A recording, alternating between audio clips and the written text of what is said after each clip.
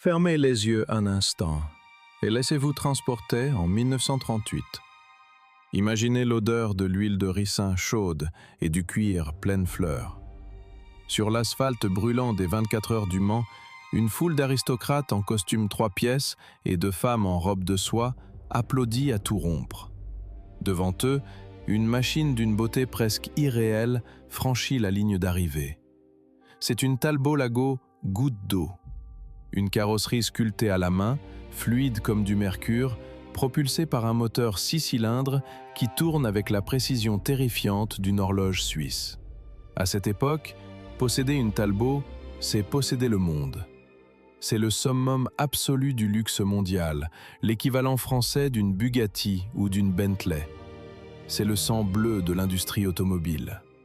Maintenant, gardez cette image de perfection absolue en tête et brisez-la avec la violence d'un pavé jeté dans une vitrine. Nous sommes en plein hiver 1983. Le champagne et la soie ont disparu. L'air est saturé d'une fumée noire toxique et de gaz lacrymogènes. Sur le parking ravagé de l'immense usine de Poissy, en banlieue parisienne, une berline Talbot Solara est en flammes. Autour d'elle, ce n'est plus l'élégance des années folles, c'est une zone de guerre.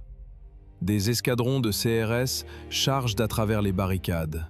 Des ouvriers en sang, le visage déformé par la rage et le désespoir, hurlent et lancent des boulons d'acier de 30 mm à travers les vitres brisées des ateliers. La haine est palpable, viscérale.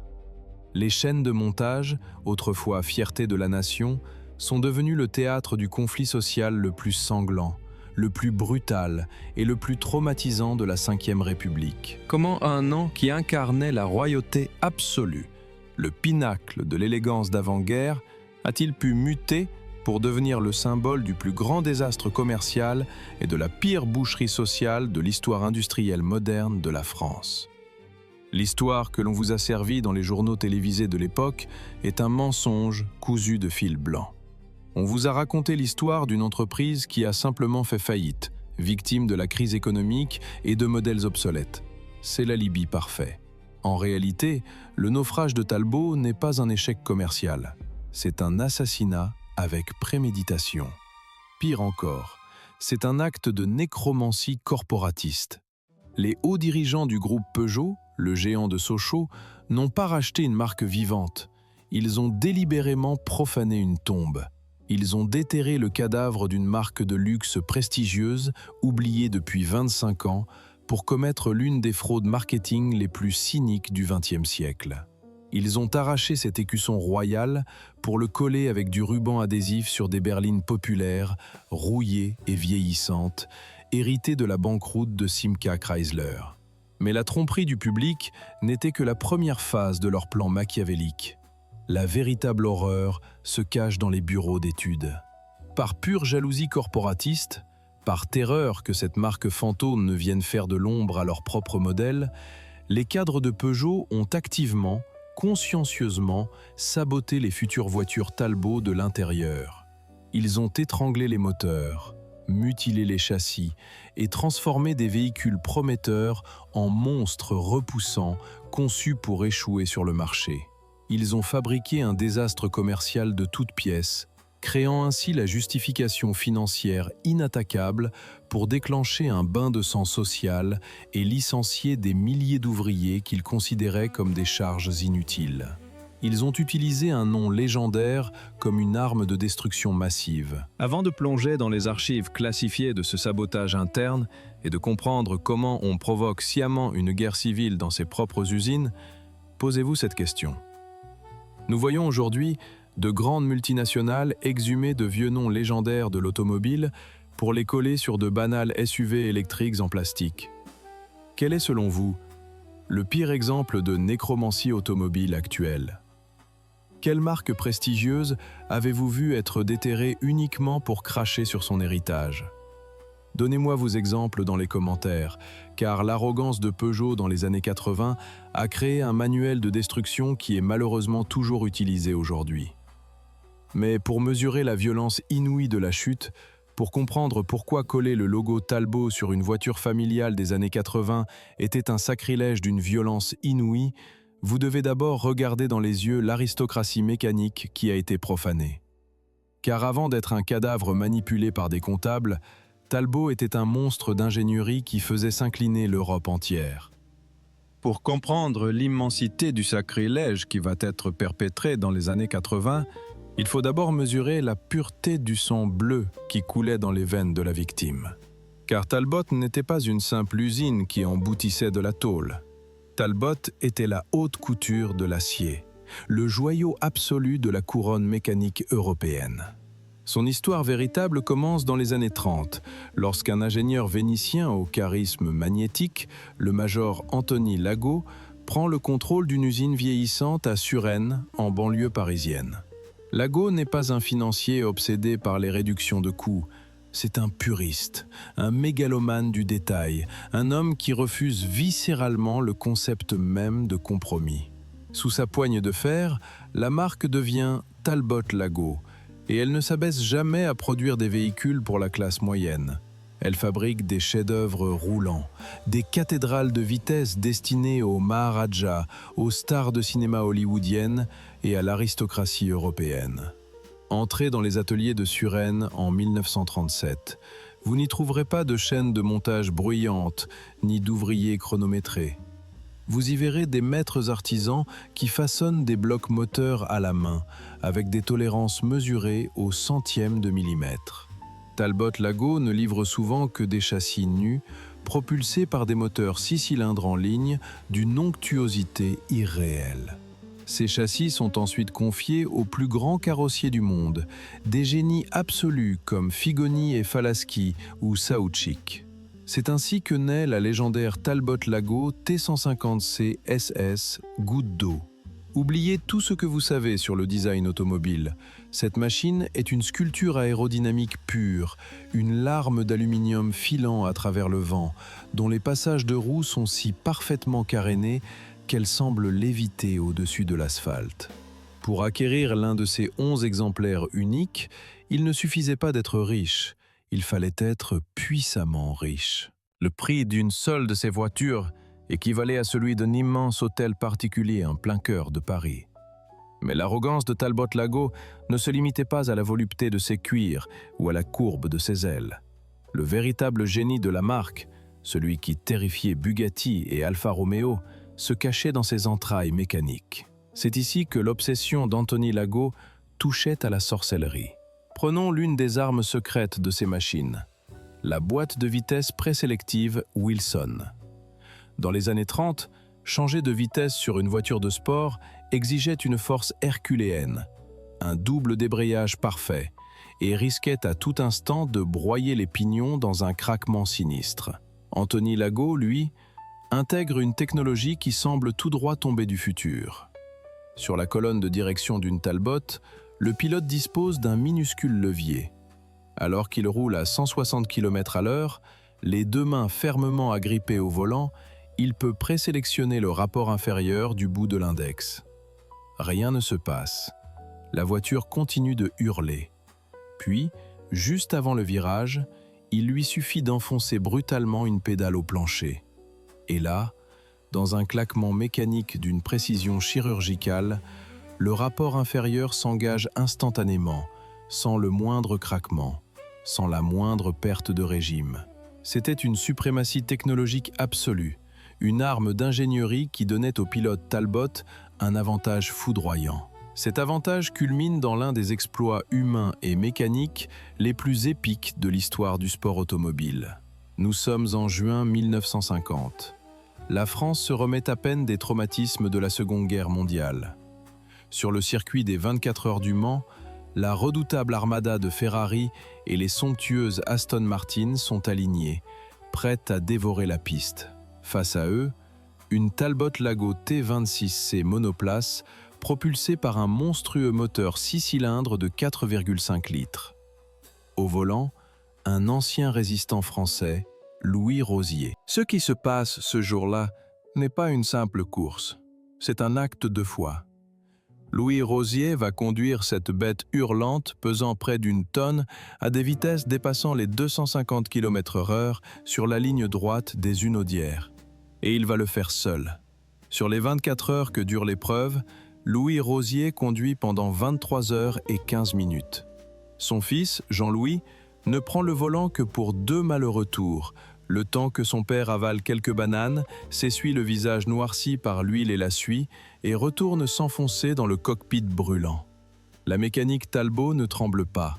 Le moteur tourne avec la régularité d'un métronome implacable.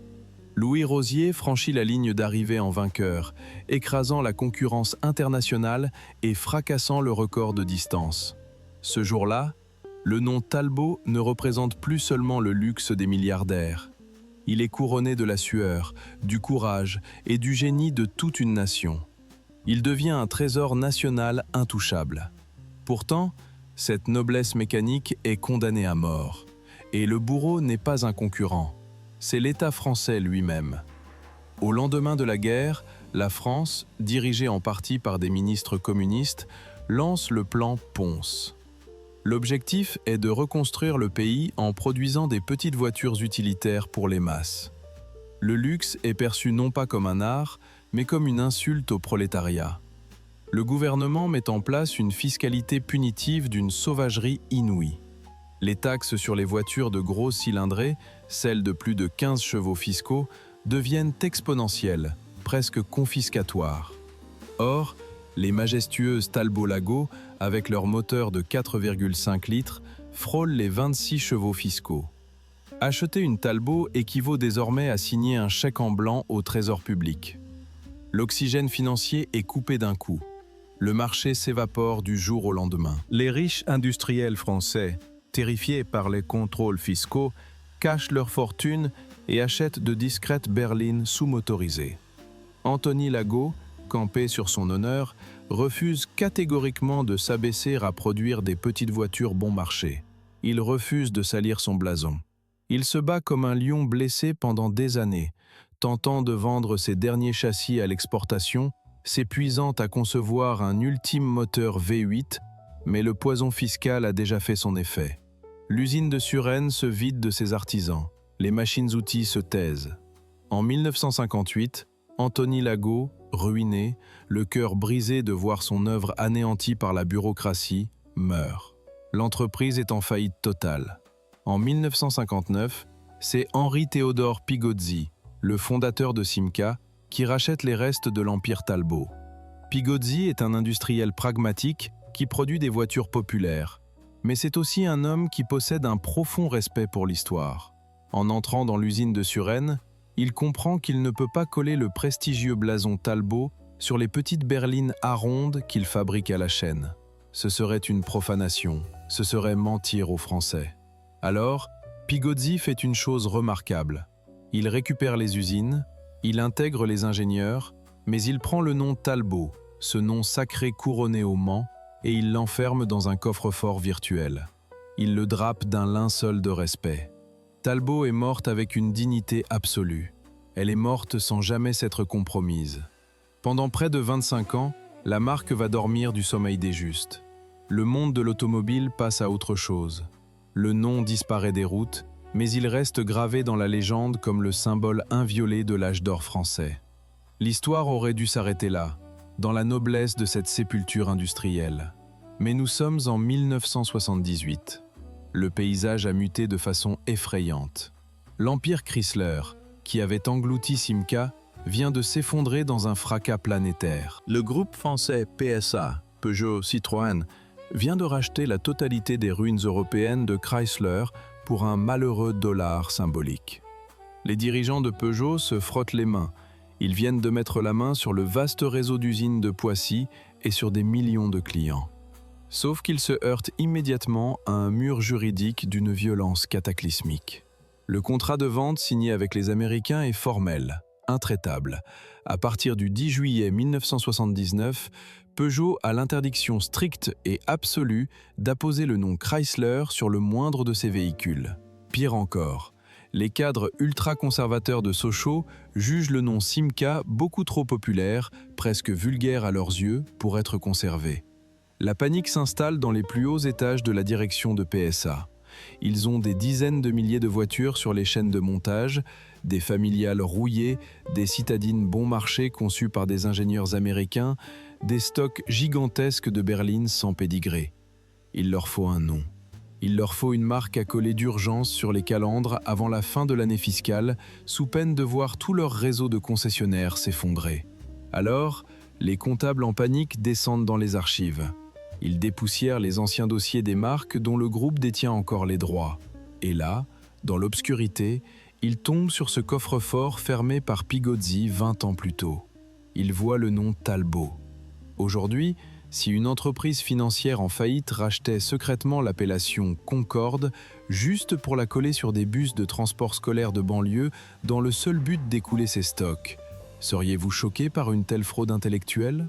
Dites-moi dans les commentaires jusqu'où vous pensez que le cynisme marketing peut aller avant que les consommateurs ne se révoltent. Parce qu'en 1979, au siège de Peugeot, les hommes en costume n'ont eu aucune hésitation. Ils ont pris un pied de biche. Ils ont fait sauter la serrure de la tombe de Talbot. Ils ont déterré le cadavre du vainqueur du Mans et ils s'apprêtent à l'habiller avec le vêtement déchiré d'une marque en faillite, déclenchant ainsi le compte à rebours de l'une des pires catastrophes de l'industrie moderne. Il y a dans la vie des grandes corporations des moments de panique froide, des instants où le compte à rebours juridique étouffe toute rationalité. Nous sommes à l'aube de l'été 1979. Dans les étages de la direction du groupe PSA, l'air est irrespirable. L'euphorie d'avoir racheté l'empire européen de Chrysler pour une bouchée de pain s'est évaporée, remplacée par la terreur d'une clause contractuelle implacable. Les Américains de Détroit ont été d'une clarté chirurgicale lors de la signature. Peugeot a le droit de conserver les usines, les brevets et les voitures. Mais à compter du 10 juillet 1979, le nom Chrysler, ainsi que le célèbre logo au Pentastar, doivent être totalement et définitivement éradiqués du sol européen. Peugeot se retrouve avec un pistolet sur la tempe. Des centaines de milliers de voitures, produites par des dizaines de milliers d'ouvriers, encombrent les parkings des usines et les cours des concessionnaires. Ces machines n'ont soudainement plus d'identité légale. Il faut les rebaptiser. Immédiatement. La logique la plus élémentaire, la plus évidente, celle qui aurait sauvé des milliers d'emplois, crevait les yeux. Il fallait relancer le nom Simca. Simca, c'était la France qui se lève tôt, c'était la victoire, c'était la ronde et la mille. Le public adorait Simca. Les ouvriers de Poissy avaient Simca tatoué sur le cœur. Mais pour comprendre pourquoi cette évidence a été balayée, il faut plonger dans les abysses du snobisme et du mépris de classe qui gangrenaient la direction historique de Peugeot. À Sochaux, bastion protestant, austère et traditionnel de la famille Peugeot, on regarde l'usine de Poissy avec une condescendance absolue. Pour la haute direction de PSA, Simca est une marque impure. C'est une marque fondée par un immigré italien qui a fait des voitures trop populaires, trop tapageuses, et qui a ensuite été souillée par l'argent américain. Pour les aristocrates de Sochaux, coller le nom Simca sur un groupe censé devenir le premier constructeur d'Europe est une insulte à leur propre prestige. Ils veulent faire table rase. Ils veulent créer ce qu'ils appellent fièrement le troisième pôle français. Peugeot incarnera le classicisme rassurant. Citroën incarnera l'avant-garde technologique. Mais que doit incarner la troisième marque ? Personne ne le sait. Ils ont juste désespérément besoin d'un nom pour maquiller les stocks. Alors, les bureaucrates descendent dans les archives de la propriété intellectuelle. Ils ouvrent les vieux registres poussiéreux des marques défuntes qu'ils ont rachetées au fil des décennies. Et leurs yeux s'arrêtent sur une relique. Talbot. L'aberration de ce choix défie l'entendement humain. Les hommes en costume qui prennent cette décision savent pertinemment ce que représente Talbot. Ils savent que c'est le nom des Maharajas, des vainqueurs du Mans, des carrosseries de haute couture. C'est l'aristocratie pure. Mais dans leur panique et dans leur déconnexion totale de la réalité du terrain, ils se convainquent qu'exhumer ce nom prestigieux va magiquement anoblir les voitures populaires qu'ils ont sur les bras. Le 10 juillet 1979, l'ordre est donné. C'est la nuit des morts vivants de l'industrie automobile. Dans toute la France et à travers l'Europe, des scènes d'un ridicule tragique se déroulent dans les arrière-cours des garages. Des milliers de mécaniciens et de vendeurs reçoivent des cartons remplis de monogrammes en plastique chromé formant le T cerclé de Talbot. On leur donne des tournevis, du solvant et de la colle. On leur ordonne de faire le tour du parc de véhicules neufs, d'arracher les lettres Chrysler, de décoller les hirondelles Simca et de coller l'insigne royal de Talbot à la place. Le pacte de Frankenstein est scellé. Prenez la Simca Horizon par exemple. C'est une voiture compacte et honnête, conçue avec un budget américain, destinée aux jeunes couples et aux travailleurs. Du jour au lendemain, par la simple magie d'un morceau de plastique double face, elle devient la Talbot Horizon. C'est comme si l'on forçait un ouvrier du bâtiment à enfiler un smoking déchiré pour aller couler du béton. Le costume ne correspond ni à la personne, ni à la tâche. C'est un mensonge visuel, une fraude intellectuelle que même un enfant pourrait démasquer. La violence psychologique de ce rebranding imposé va frapper le réseau de concessionnaires avec la force d'un tsunami.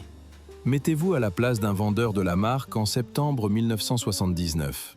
Un client fidèle, un artisan de province qui a possédé 5 Simca dans sa vie, pousse la porte du garage pour renouveler sa voiture.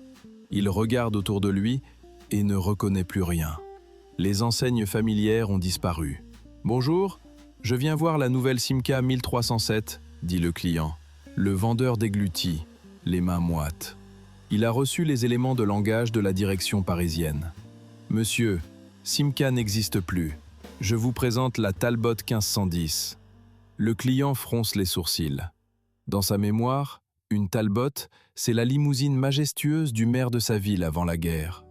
Il regarde la berline à haillons devant lui, avec ses finitions moyennes, sa tôle qui sent encore les économies de bout de chandelle de l'ère Chrysler, et il se sent insulté.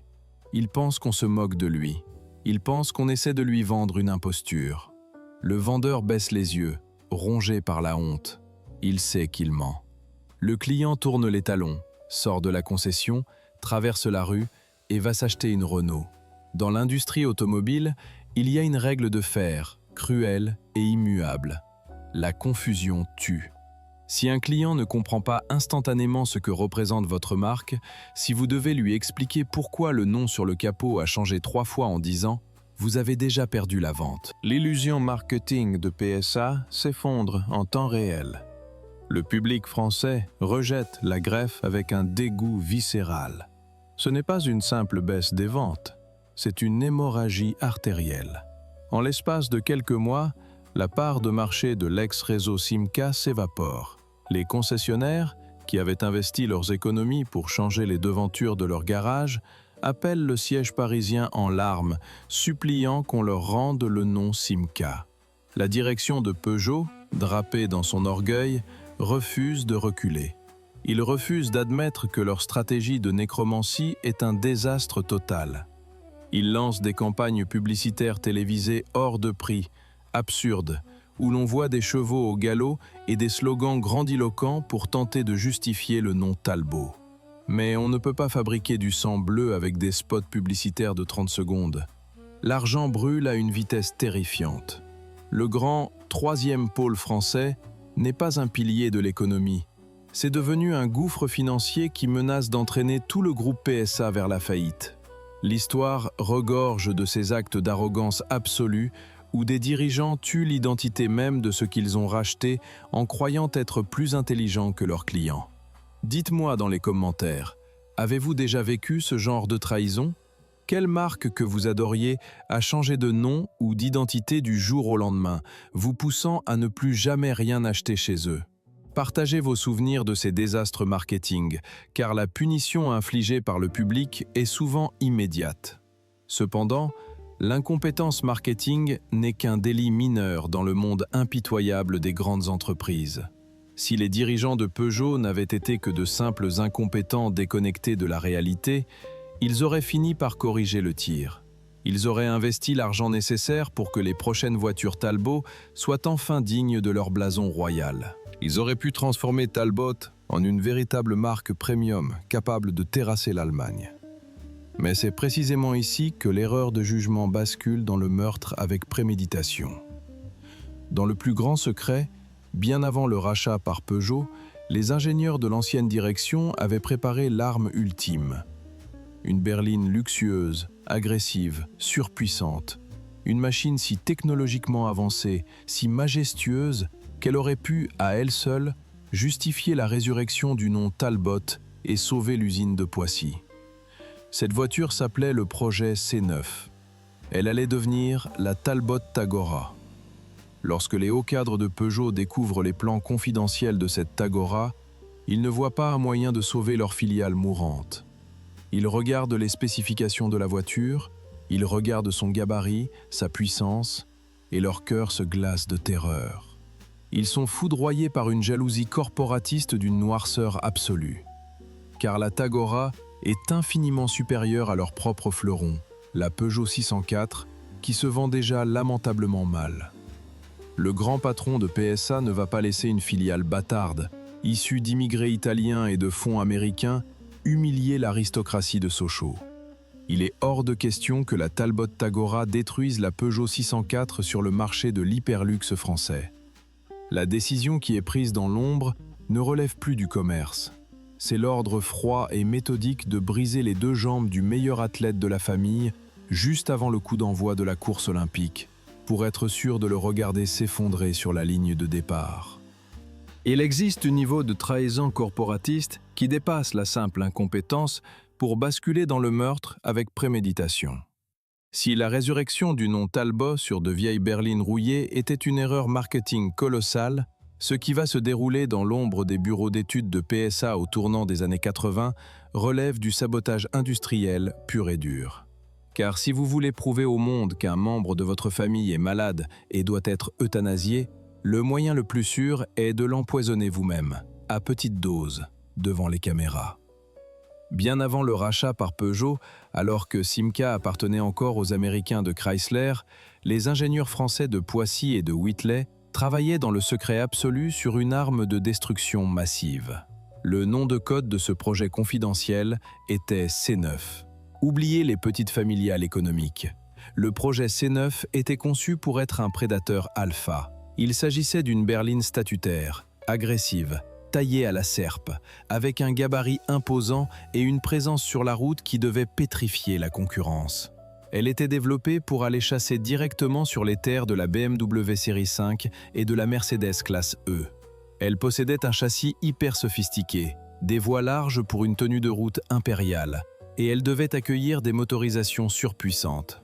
C'était la voiture qui devait prouver que les ingénieurs de Simca n'étaient pas que des assembleurs de petites cylindrées, mais des maîtres de l'ingénierie de pointe. Lorsque Peugeot rachète l'entreprise, cette voiture est quasiment terminée. Elle est sur le point de sortir. Elle va être baptisée la Talbot Tagora. Elle aurait dû être le vaisseau amiral de la nouvelle marque, la preuve éclatante que le nom Talbot méritait d'être ressuscité. Mais c'était sans compter sur la jalousie maladive, presque pathologique, de la vieille garde de Sochaux. Lorsque les hauts cadres de Peugeot examinent les prototypes de la Tagora, le sang se glace dans leurs veines. Ils ne voient pas un atout pour leur nouveau groupe, ils voient une menace mortelle.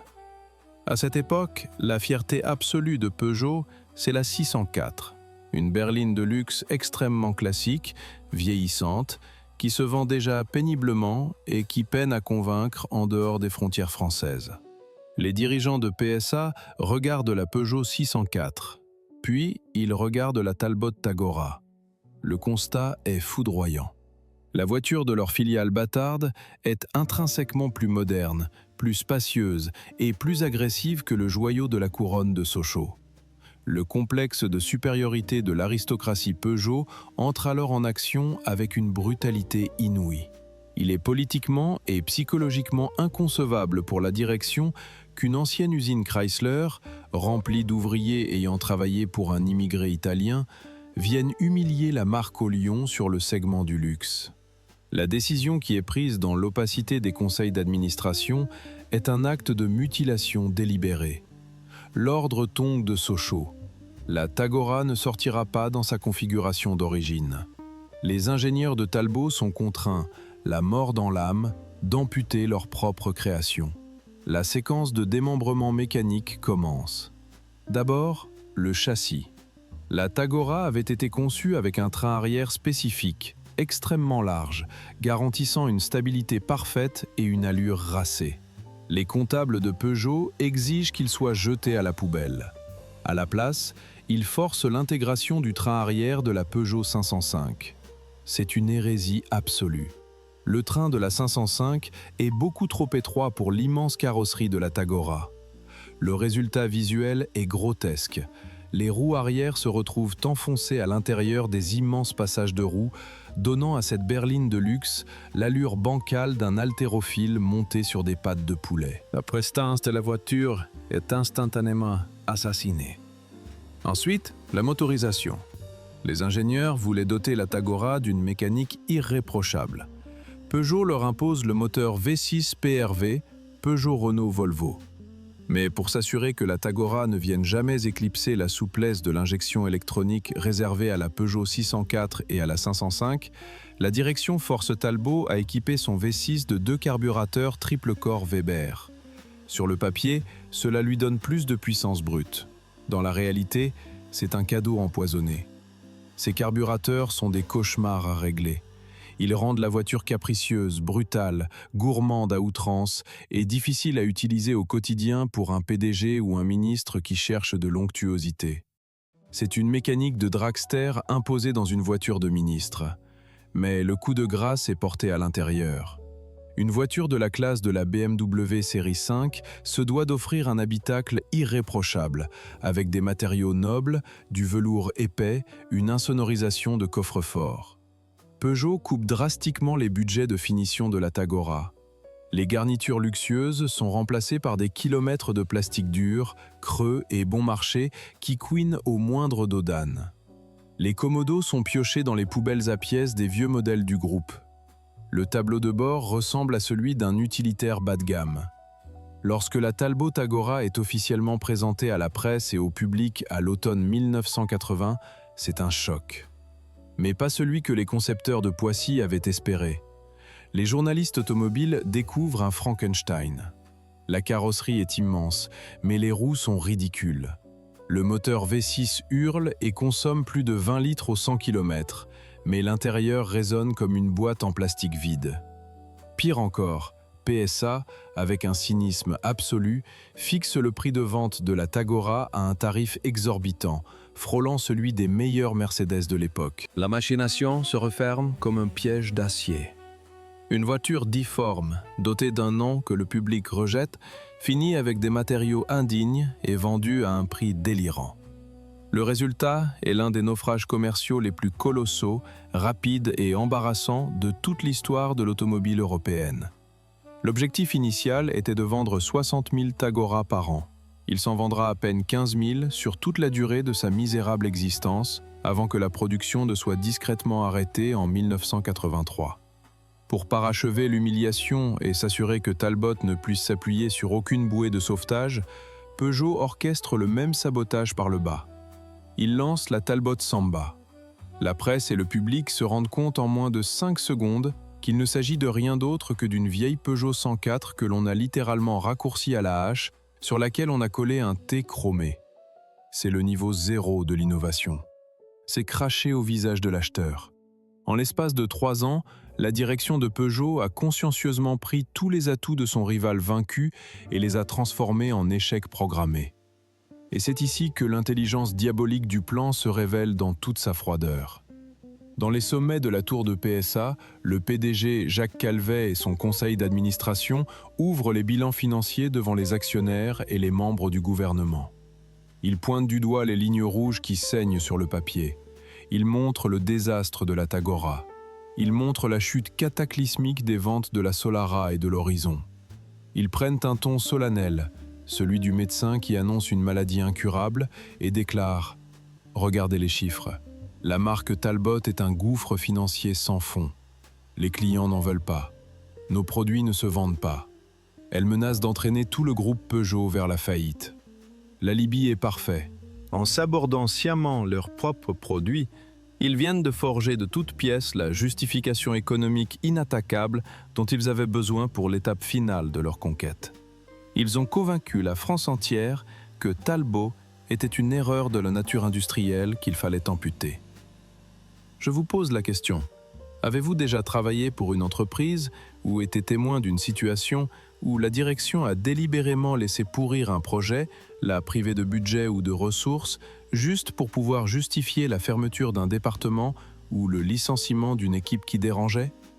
Dites-moi dans les commentaires comment ce genre de politique de la terre brûlée finit toujours par éclater au grand jour. Parce qu'à ce stade précis de l'histoire, les chiffres ont parlé. Les comptables de Sochaux ont refermé leur dossier et retourné leur stylo. Leur mission d'assassinat silencieux est un succès total.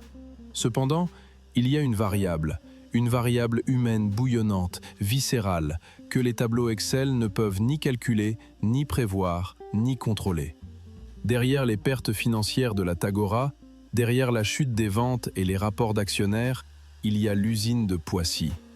Et dans cette usine, il n'y a pas que des presses à emboutir, il y a des milliers d'hommes.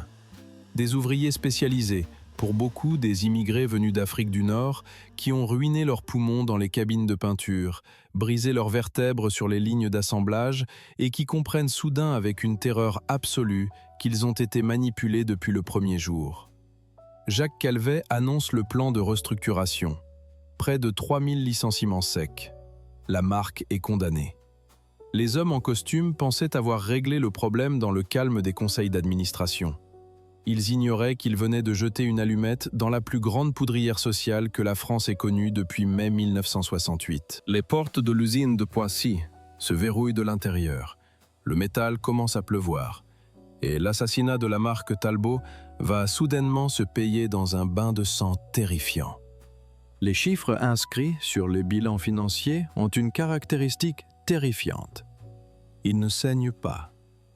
Dans l'air climatisé des bureaux de l'avenue de la Grande Armée, les dirigeants de PSA pouvaient contempler le naufrage de la Tagora et l'effondrement des ventes de Talbot sans jamais avoir à croiser le regard de ceux qui allaient payer la facture de leur cynisme.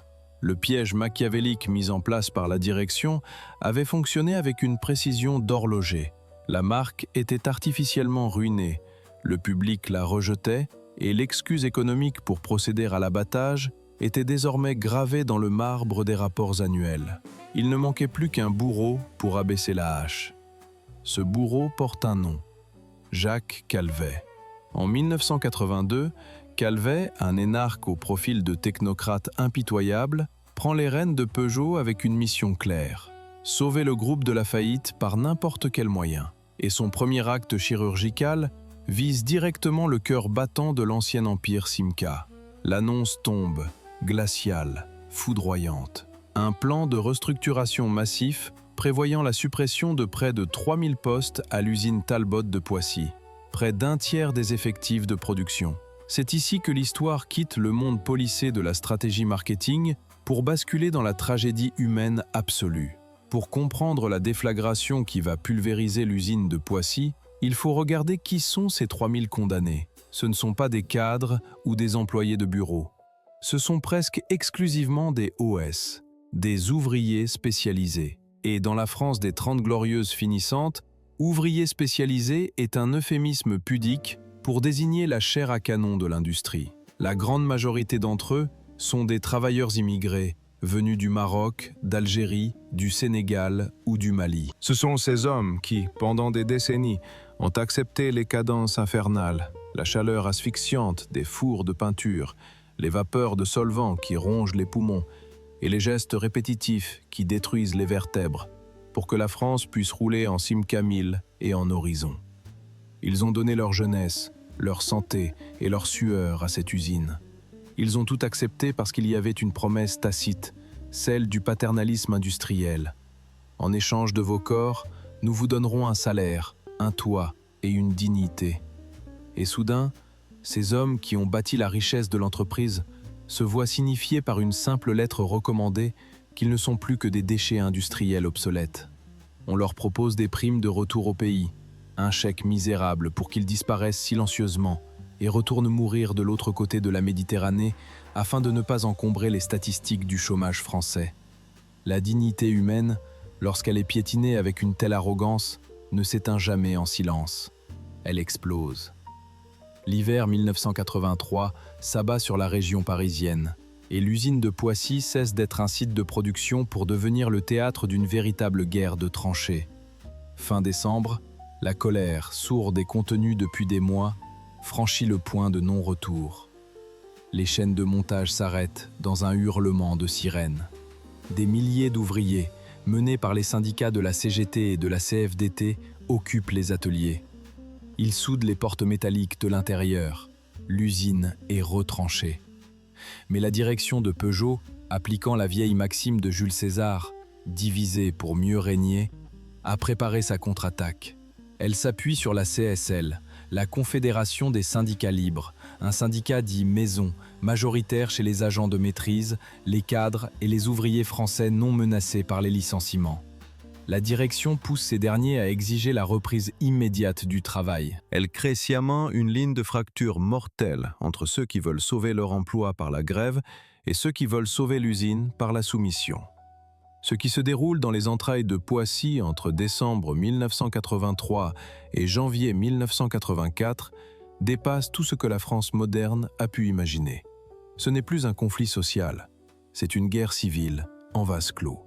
Imaginez l'intérieur de ces immenses cathédrales de tôle et de béton, plongées dans la pénombre, car l'électricité a été coupée dans plusieurs secteurs. L'air, glacial, est saturé par l'odeur âcre des pneus brûlés et des feux de palettes allumés dans des fûts en ferraille pour réchauffer les corps engourdis. De part et d'autre des immenses allées centrales, les deux camps se font face. D'un côté, les grévistes immigrés, désespérés, luttant pour leur survie. De l'autre, les non-grévistes, les contremaîtres, chauffés à blanc, déterminés à briser l'occupation. La tension est telle que l'atmosphère semble vibrer. Et puis, l'étincelle jaillit. Les affrontements éclatent avec une sauvagerie qui glace le sang. Les hommes ne se battent pas avec des mots, ils se battent avec ce que l'usine leur offre. Les lances à incendie sont déroulées et utilisées comme des canons à eau à haute pression pour balayer les lignes adverses dans un froid glacial. Les pièces de carrosserie inachevées sont empilées pour former des barricades. Et surtout, il y a la pluie d'acier.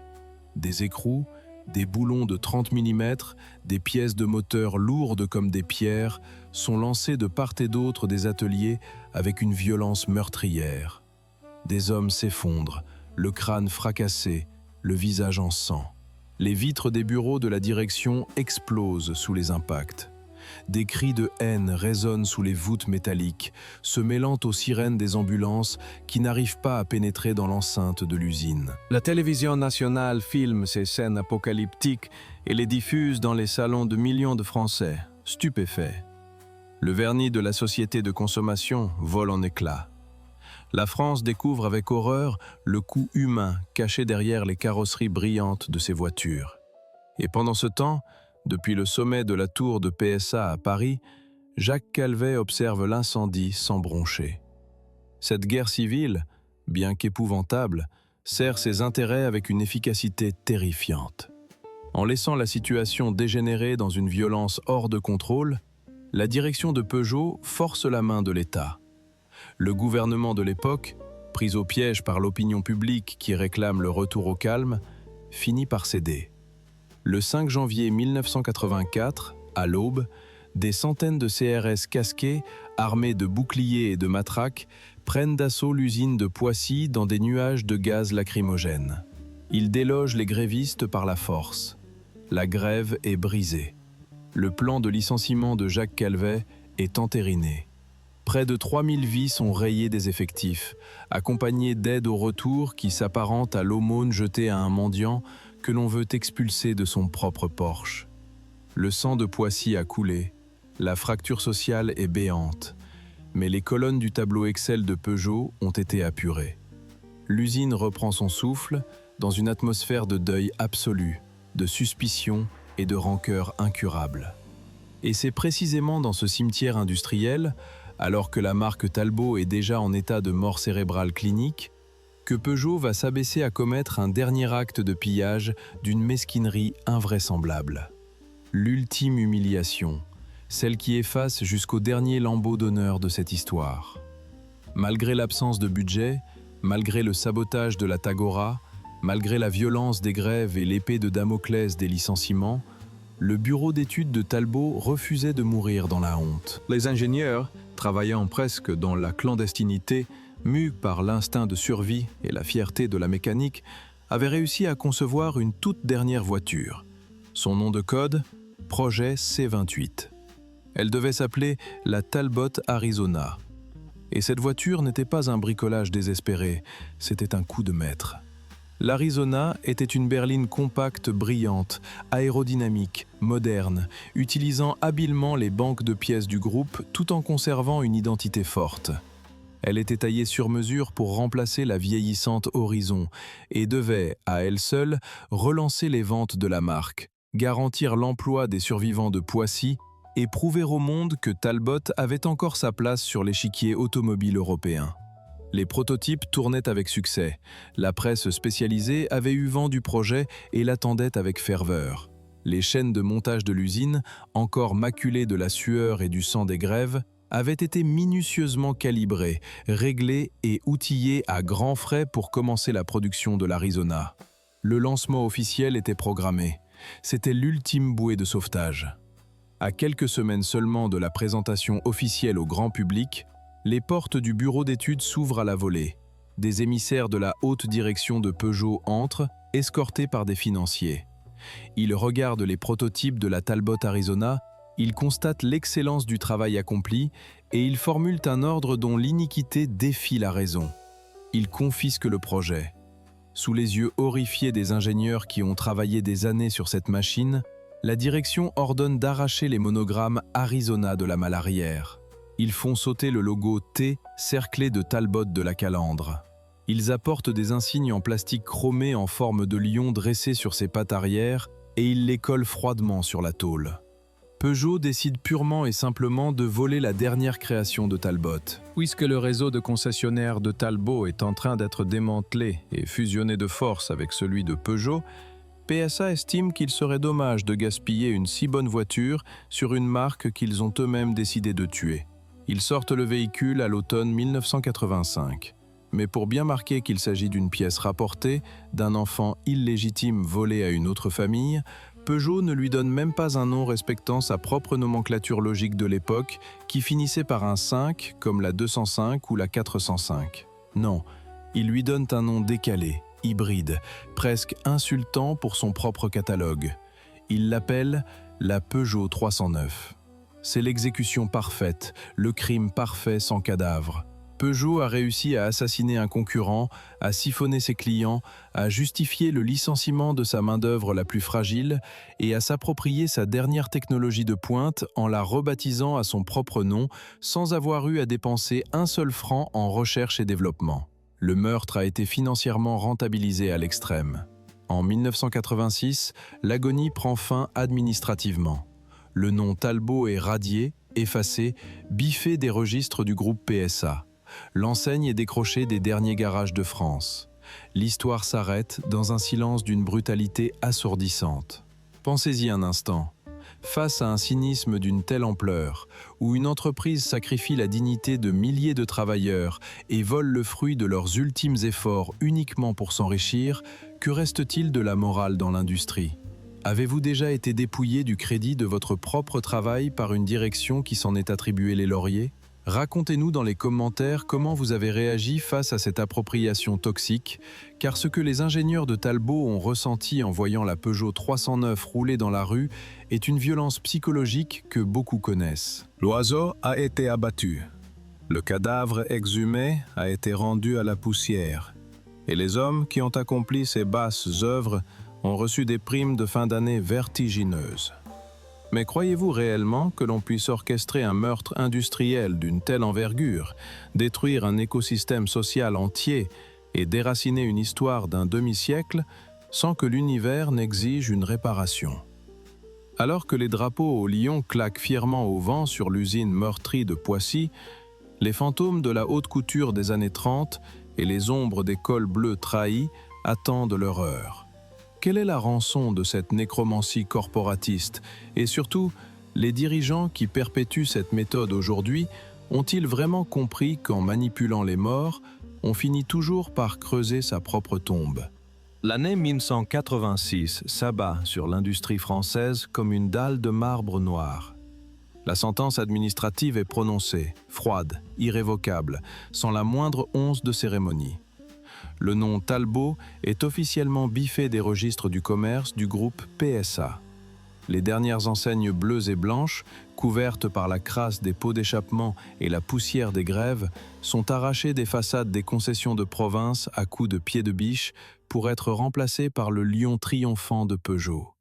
Les ouvriers de Poissy, ceux qui ont survécu à la purge, baissent les yeux sur les chaînes de montage et assemblent en silence cette fameuse Peugeot 309, cet enfant volé, ce dernier souffle de leur propre ingénierie qu'on les force à habiller aux couleurs de leur bourreau. Le crime parfait a été consommé. Il n'y a pas eu de procès pour les dirigeants. Il n'y a eu que des primes de rentabilité colossales. Mais lorsque la poussière retombe sur ce champ de bataille industriel, lorsque les financiers retournent à leur luxueux dîner parisien en se félicitant d'avoir éradiqué la concurrence interne et brisé les reins d'une classe ouvrière trop bruyante, il reste une question vertigineuse. Une question qui hante les casses automobiles et les hangars abandonnés. Que reste-t-il physiquement de cette abomination? Que reste-t-il des voitures elles-mêmes? Faites un saut dans le temps. Promenez-vous aujourd'hui dans les allées d'un rassemblement de véhicules de collection, un dimanche matin, sur la place d'un village français. Vous y verrez des Alpines rutilantes, des Citroën DS qui forcent le respect, des Peugeot 205 GTI adulés par des foules de passionnés. Et puis, relégué dans un coin, presque caché derrière une camionnette, vous l'apercevrez peut-être. Une Talbot Tagora survivante, ou une Solara à la peinture passée. Observez la réaction des gens. Personne ne s'arrête avec des étoiles dans les yeux. Personne ne murmure le nom d'Anthony Lago, ni ne repense aux victoires héroïques des 24 heures du Mans. La foule jette un regard chargé d'une ironie cruelle, voire d'une pitié condescendante. Ces voitures ne sont pas admirées comme des œuvres d'art classiques. Elles sont observées comme des anomalies biologiques conservées dans du formol. Ce sont des curiosités morbides, les martyrs mécaniques d'une guerre de bureau.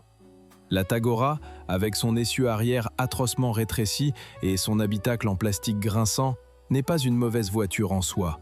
C'est le résultat tragique d'un animal que l'on a mutilé à la naissance pour l'empêcher de courir. C'est là que réside l'insulte absolue, la véritable tragédie de la nécromancie corporatiste. En ressuscitant le nom Talbot pour le coller sur des voitures qu'ils méprisaient et sabotaient eux-mêmes, les dirigeants de Peugeot n'ont pas seulement échoué commercialement. Ils ont souillé, de manière rétroactive, l'un des héritages les plus sacrés de l'ingénierie mondiale. Ils ont craché sur la tombe des artisans de Suresnes des années 30. Ils ont transformé un blason royal en une vulgaire blague de fin de banquet. La leçon que l'histoire aurait dû graver au fer rouge dans le crâne de chaque étudiant en école de commerce, de chaque futur manager de multinationale, est d'une clarté aveuglante. Le nom d'une marque n'est pas un banal autocollant. Ce n'est pas un actif financier que l'on déplace d'une colonne Excel à une autre pour masquer des dettes. Une marque est un pacte de sang avec le public. C'est une promesse de qualité, un contrat d'identité forgé au fil des décennies par le génie des ingénieurs et la sueur des ouvriers. Le public, contrairement à ce que croient les technocrates isolés dans leur tour de verre, n'est pas une masse amorphe et stupide. Le consommateur possède un sixième sens instinctif pour détecter la fraude. Pratiquez le badge engineering, cette perversion qui consiste à prendre une plateforme générique, à y injecter de la technologie au rabais et à facturer une fortune simplement parce qu'on a exhumé un logo prestigieux du cimetière des brevets, est une déclaration de mépris, pure et simple. Et le marché finit toujours, invariablement, par punir ce mépris avec une brutalité foudroyante. Le naufrage de Talbot aurait dû sonner le glas de cette méthode toxique. Il aurait dû terrifier les dirigeants, leur prouver qu'on ne joue pas impunément à Frankenstein avec l'âme d'une entreprise sans finir dévorée par son propre monstre. Sauf que l'avidité est atteinte d'une amnésie sélective incurable. Les dirigeants de Peugeot n'ont pas vu dans le désastre de Talbot un échec moral. Ils y ont vu une victoire stratégique. Ils ont réussi à absorber les parts de marché, à liquider l'usine de Poissy et à s'enrichir. Le crime a payé. Et parce qu'il a payé, le poison n'a jamais été éradiqué de l'industrie automobile. Il est entré en dormance. Il s'est concentré.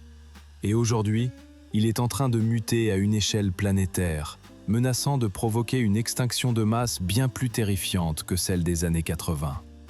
Regardez l'échiquier automobile de notre époque avec lucidité. Le petit groupe PSA, celui-là même qui a étouffé Talbot dans une ruelle sombre, a enflé, dévoré Opel, puis a fusionné avec le gigantesque conglomérat Fiat Chrysler pour donner naissance à un léviathan absolu, Stellantis. Une hydre à 14 têtes, contrôlée par des bureaucrates obsédés par la réduction des coûts, l'optimisation des plateformes communes et la rentabilité à 2 chiffres. Dans les griffes de cette hydre se trouvent les noms les plus sacrés, les plus vibrants de l'histoire de la mécanique européenne. Alfa Romeo, Maserati, Abarth et surtout Lancia. Penchez-vous une seconde sur le sort de Lancia aujourd'hui et sentez le frisson de l'horreur se propager le long de votre colonne vertébrale. Lancia, c'est l'aristocratie de l'ingénierie italienne. C'est l'innovation absolue, le premier moteur V4, la première carrosserie monocoque. C'est la marque qui détient le record absolu de victoires au championnat du monde des rallyes. La Stratos, la 037, la Delta Intégrale. Des noms qui font pleurer de joie les puristes de la planète entière. Des monstres cracheurs de feu qui ont repoussé les limites de la physique. Et qu'ont fait les dirigeants modernes de cet héritage sacré ? Ils ont appliqué au millimètre près la même méthode de nécromancie cynique qui a détruit Talbot. Pendant des années, ils ont laissé Lancia pourrir dans un coin, réduisant cette légende mondiale à ne produire qu'une seule petite citadine insipide, la Y, vendue exclusivement en Italie, basée sur une architecture de Fiat Panda. Et aujourd'hui, alors qu'ils annoncent la grande résurrection de Lancia à grands coups de communiqués de presse grandiloquents et de concepts au design tapageur, que prépare-t-il réellement en coulisses ? Il prépare des voitures électriques clonant la plateforme de la Peugeot 208 et de l'Opel Corsa. Ils prennent les moteurs génériques du groupe, les batteries standardisées que l'on retrouve dans n'importe quel SUV de bas étage, ils modifient vaguement la calandre, collent le bouclier Lancia sur le capot et exigent que le public paye le prix fort en invoquant le souvenir des victoires en rallye des années 80. C'est exactement, symétriquement, implacablement la même arnaque. C'est la Tagora réincarnée à l'ère de l'électrique. C'est l'insulte répétée, la trahison systématisée. Les costumes cravates d'aujourd'hui croient avec la même morgue que leurs prédécesseurs de 1979 qu'ils peuvent vous vendre un réfrigérateur à roulettes en prétendant que c'est une voiture de sport, simplement parce qu'ils détiennent les droits de propriété intellectuelle sur un bout de plastique chromé. Nous sommes à l'aube d'un abattoir culturel sans précédent. Les mégacorporations ne construisent plus des voitures, elles construisent des algorithmes de rentabilité déguisés sous des marques zombies. Et le sang-froid avec lequel ils dépouillent ces légendes de leur substance mécanique pour nous vendre des coquilles vides est une tragédie qui dépasse le cadre de l'industrie. C'est un crachat sur l'intelligence collective et sur notre patrimoine technologique. Avant que le couperet final ne tombe, je vous pose la question, à vous qui regardez comment les empires se consument de l'intérieur. Face à cette fusion gigantesque des marques mondiales, quel est, selon vous, le constructeur légendaire qui est actuellement en train de subir la même torture psychologique et industrielle que Talbot ? Quelle marque est déjà un mort-vivant sans que le grand public ne s'en aperçoive, maintenu sous assistance respiratoire uniquement pour écouler des châssis génériques ? Dites-moi dans les commentaires quel nom sacré de l'automobile vous refusez de voir transformé en un misérable clone électrique sous les ordres d'un tableur financier. Mais ne vous bercez pas d'illusions en espérant une prise de conscience de la part des dirigeants. L'histoire ne s'arrête pas pour faire amende honorable. L'histoire s'accélère. À l'instant précis où vous respirez, dans la salle du conseil d'administration insonorisée d'un gratte-ciel de verre à Amsterdam, à Paris ou à Turin, un homme en costume ajusté projette une diapositive devant une rangée d'actionnaires silencieux. Le curseur de son ordinateur glisse lentement sur le logo incandescent d'une marque mythique. Une marque qui vous fait encore rêver. Les chiffres dans la colonne rouge clignotent. Les marges de profit sont jugées insuffisantes. Un silence lourd et glacial s'installe dans la pièce. Le doigt du technocrate se lève, s'approche du clavier, prêt à appuyer sur la touche qui déclenchera la confiscation des usines, l'amputation de l'ingénierie et le meurtre pur et simple de l'âme de cette entreprise. Le bourreau lève sa hache au-dessus du joyau de la couronne, le sourire aux lèvres. Et vous n'avez absolument aucune idée de l'identité de sa prochaine victime.